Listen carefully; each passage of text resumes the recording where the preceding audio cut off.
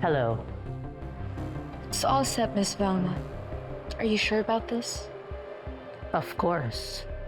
I'm giving you the go signal. You know what to do, Shari.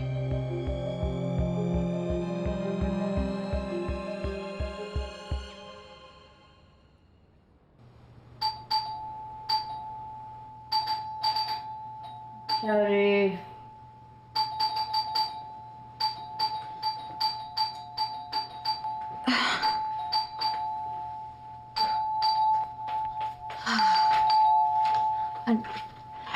Are you the one responsible for this?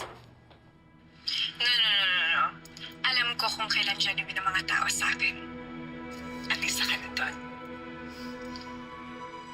Tara!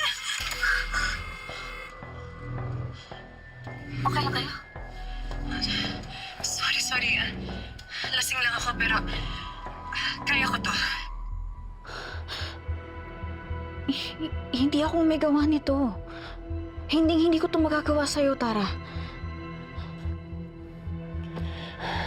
So dead.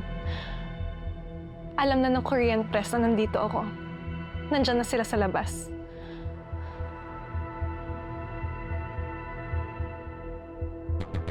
Then we have to go.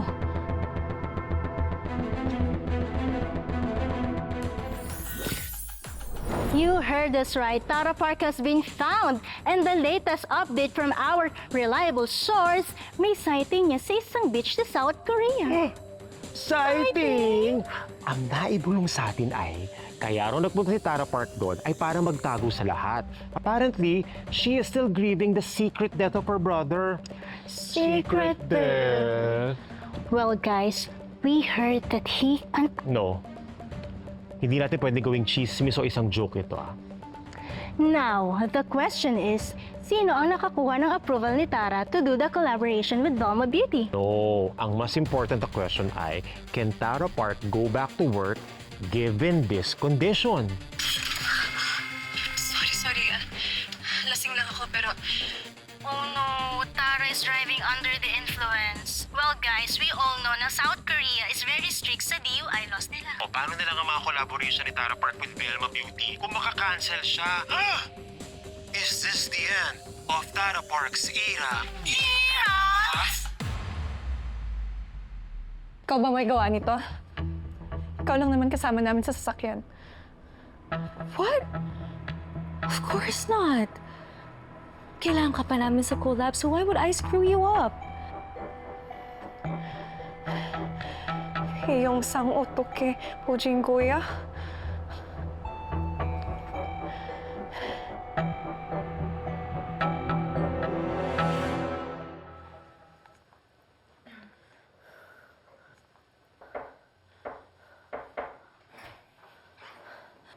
Noreen, Nakausap ko na yung security ng hotel. Inassure nila na walang kahit sinong press o media ang makakapasok. Poprotektahan ka nila. Poprotektahan ka rin namin, Tara. you guys don't understand. Walang patawad yung press dito. Sisirain nila ako after that video.